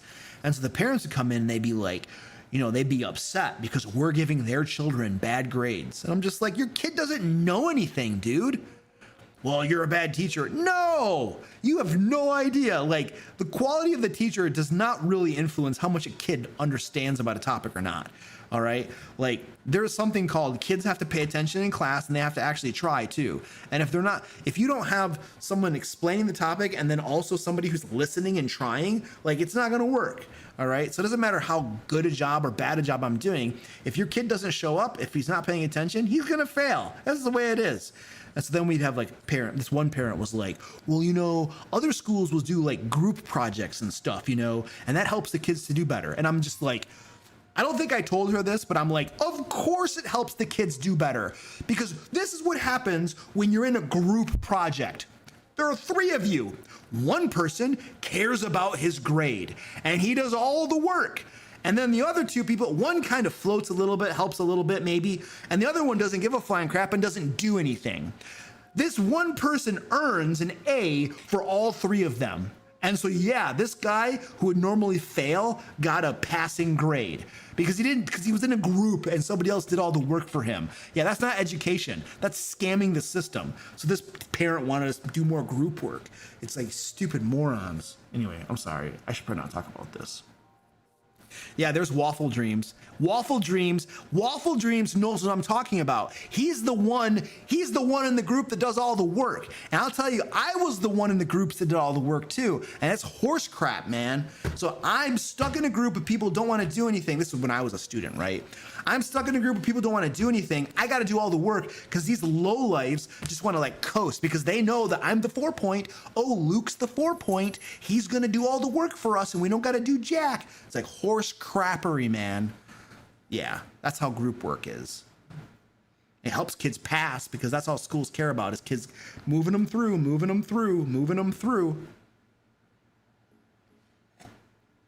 All right, next topic. Oh, you could pick your groups? Oh yeah, I would pick my group. We'd have all the 4 points in class working together.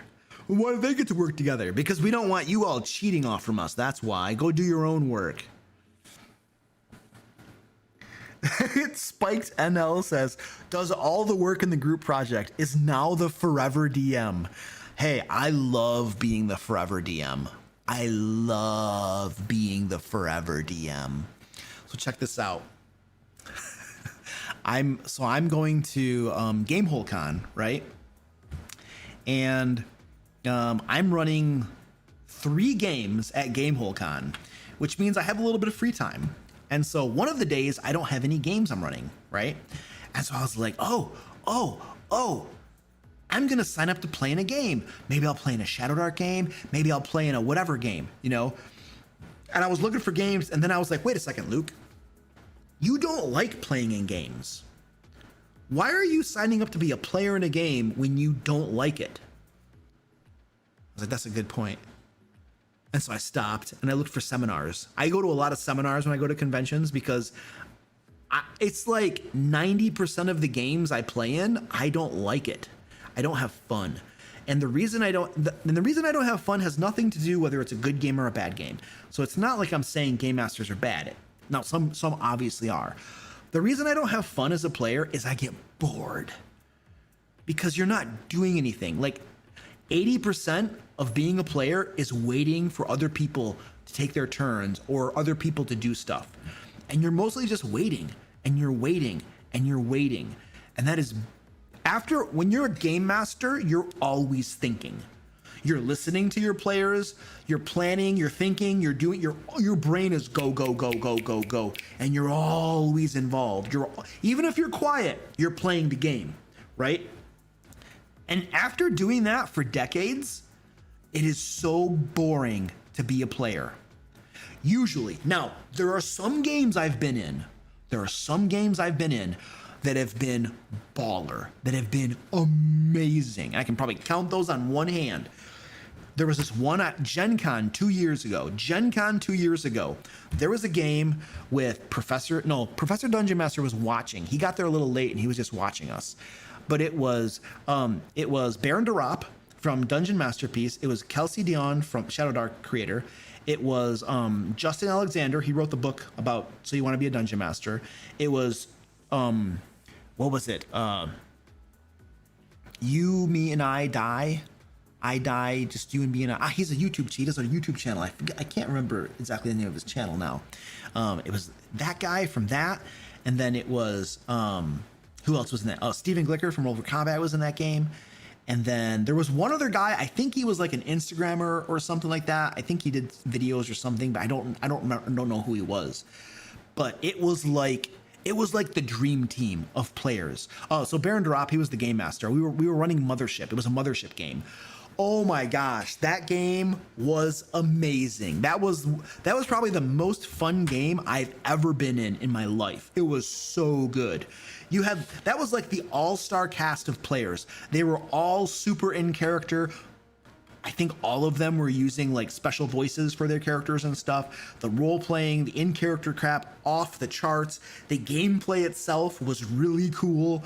Like, oh man, that was like one of the best games ever. That was like the all-star cast. So I had fun as a player in that game, but games like that are rare, where you're just like, oh, this is sweet, dude. That was really cool. Oh, we played for about 4 hours, I think. About 4 hours. It was amazing. Like, if you ever wanted to start your own actual play, like if you wanted to be like a Critical Role wannabe, those would be the people to have on that show. They were all killers. Oh my goodness. Whew. It was stacked. They were so good. They were just amazing players. They were amazing players. It was really cool. And they weren't, and the cool thing too is that they were all very considerate players, because sometimes when you have, like, we'll call them thespians, right? When you have people like that are really into that sort of thing, they hog the spotlight and they don't let other people contribute. Nah. These guys were all very considerate, and I was able to play the game. Everybody was able to contribute and play that game that I could see. Everybody was able to, and there wasn't any of this kind of like hogging the spotlight horse crap, because I played another game. This was a GaryCon game about 2 years ago, maybe 3, maybe it was 2, 3, something like that. And there was, I played with a friend of mine and then 3 people who they run an actual play podcast type of thing. And they had run like a massive Kickstarter as well. And I'll tell you what, man, those 3 people, they stole all the oxygen out of the room. I could barely say anything in that game. I could barely play the game. My friend was a little better at butting in to be able to say stuff, but I kind of gave up. I tried to play that game for the first half hour or so, and then I mostly just stopped trying because it was too hard. The 3 of those guys were just going back and forth. No, there was one guy and his wife there too. But the wife was not doing that. But the 3 guys were just like, oh man, it was just like, and it was a private game too. So, but anyway, they were just stealing all the oxygen, and like I couldn't even play the game. And they were crazy good voice acting, like all the voices and stuff, amazing. They were really good at it. But like I couldn't play the game. I literally was sitting there. It was a pirate board game, and I think it was was it my first time playing pirate board? It might have been. And I like pirate board. But it was like they were just stealing all the oxygen out of the room, and I couldn't do anything.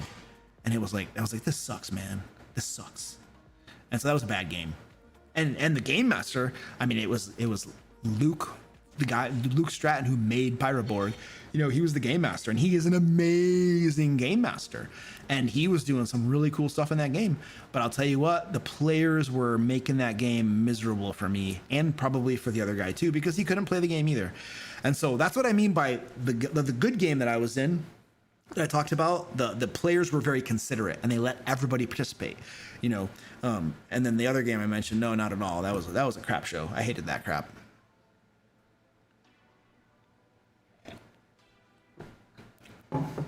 All right, let's see. I'm in my first game ever, session 1, just yesterday. I've asked my DM, but I wanted to ask you what I can do as a player to make it more enjoyable for a DM. Pay attention. Pay attention. Please pay attention. Don't make your DM repeat what they're saying, right? Take notes too. That's always helpful. I always appreciate players who pay attention and take notes. I love those players. I love them. It's the simple things. Don't interrupt me when I'm talking. Don't interrupt me when I'm talking. Don't have a side conversation with another player while I'm talking. Don't interrupt other people, you know? If you're having trouble saying something, raise your hand or something. You know what I mean? I don't know. I think that's kind of elementary or trivia or juvenile, but like, because the game master really should be making sure all players can participate and calling on people when they're not. But like, you know, so things like that are very simple. Don't try to break the game. Don't try to do crazy, stupid, overpowered bullcrap that's going to break the game. You know, like you go onto Reddit for some crazy whacked out build or something. And I don't know, don't try to make spells and stuff do things they're not supposed to do, things you know they're not supposed to do, by twisting the words or stuff. Like you can, if you have a different opinion than me on how something works, stating it is perfectly fine. But once you've made your case, whether I agree with you or not, just let it go. Don't argue with me. You know, because like it's not so much about I want to be right. It's more about like, this is my decision and the game needs to move on, because nobody likes sitting here arguing about a rules question for half an hour. And sometimes game masters just make decisions, even if they're bad decisions, for the purpose of moving the game forward. And then later on, we might think about it and be like, yeah, that was a bad decision. I've done that before. I've totally made decisions in a game and then later been like, yeah, that was a bad decision. And then usually I'll go to my players in the next game session and be like, hey guys, I made this decision in our last game and I was thinking about it and it was a bad call. So I think we should do this going forward. So those are some things off the top of my head, you know, and those, I feel like almost all of those things have to do with personal conduct. You know, are you being a nice human being? As opposed to like, how can I be a good player? Most of my players that are good players are just considerate human beings. That's really all I care about. You know what I mean? Whether you speak in special voices or you're good at role playing, or I don't. Those things are like fluffy cool, like great if you are, but like for me, a good player is somebody who's just a nice, courteous, polite, considerate human being and makes my job easier. You know, that's really what I'm looking for. You know, don't make my life tough. Don't make me cry in a corner after the game session. And then I'll probably like you.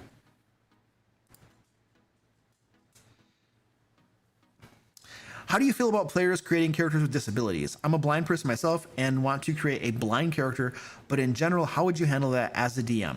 So what I would probably say is, if you want to create a character who's blind, you're certainly welcome to do so. The problem is that we have game mechanics that are going to heavily punish you for being blind, as if your character is blind. So what I would like to do is I would like to have some sort of mechanic in the game that we can give to just your character to help you be standard power with everybody else. Because in D&D 5th edition, if you can't see, you have disadvantage on all of your attacks. That's a big problem. And I don't want you to be playing a game where you're at a huge disadvantage mechanically and your character is going to suffer, right? And you're not going to be able to pull your weight, so to speak. And so what I would really like to do is, hey, okay, that's cool, you're blind. What can we do to get rid of this disadvantage mechanic? Like, you know, the Daredevil, you know how he uses basically echolocation? What if we did something like that? What if we say that, what if you were like some sort of batkin with like literally echolocation or something? So yes, you can be blind, but you have some other skill that makes up for that. Or we could say you have, I don't know, but you could go on with examples and stuff. What I would like to do is there needs to be something that mechanically will allow you to play the game without being at a huge disadvantage. Because otherwise, I mean, if you told me, no, Luke, I really want to play with disadvantage on all my attack rolls, I'd be like, well, okay, I mean, you're welcome to do so. You know, I don't want your game experience to suffer. And bear in mind too, that if you have disadvantage on all your attacks, the players around you are going to be at a disadvantage too, because you're probably not going to pull your weight in combats and things like that. So I would probably work with you in a unique way to try to figure out a way that we could do that thing you want to do while keeping the game mechanics normalized, if that makes sense.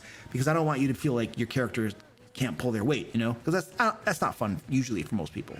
So I would do something like that.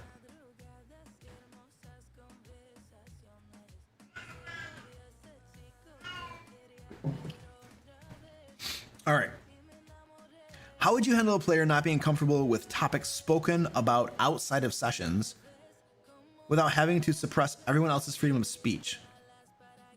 It's a pretty controversial thing, and if brought up now, it might cause problem because people cannot put their differences aside and might be like, well, I can't play with this person. So hold on a second. What are we saying here? How would you handle a player not being comfortable with topics spoken about outside of sessions without having to suppress everyone else's freedom of speech? If something, okay, look it, there's some things when we're gathered at that table to play Pathfinder 2, there are some things that I don't want to talk about, right? Because we're going to disagree with them. I'm a very conservative person. Many of my players are not. You know, I know some of them believe things that I don't believe in. You know what I mean? Or I believe things they don't believe in. And we have big differences of opinion on certain things. And if we were to talk about that right over there, there would be some very unhappy people. There would be some offended people. And some people would just be angry, seething anger. I know this for a fact. So there are certain topics we're not going to talk about in the game session. We're not going to do it. We're not going to do it. So whether it's in the game session or, you know, I mean, we're not going to talk about it, or before the game or after the game while we're still hanging around out here. If some of these topics come up, I'm going to be like, whoa, no, we're not talking about that. But no, we're not talking about no, we're not talking about that, because this is what's going to happen.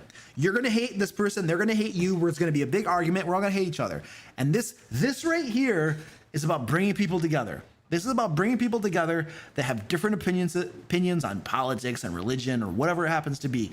Okay, because we can all be human beings and be friends and have fun together, right? So all of that divisive crap, leave it outside the game, right? So like, yeah, there are things that I want to talk about. They're not gonna talk about them, you know, because we're gonna have disagreements, and some people cannot have a disagreement on stuff without wanting to kill each other. They can't.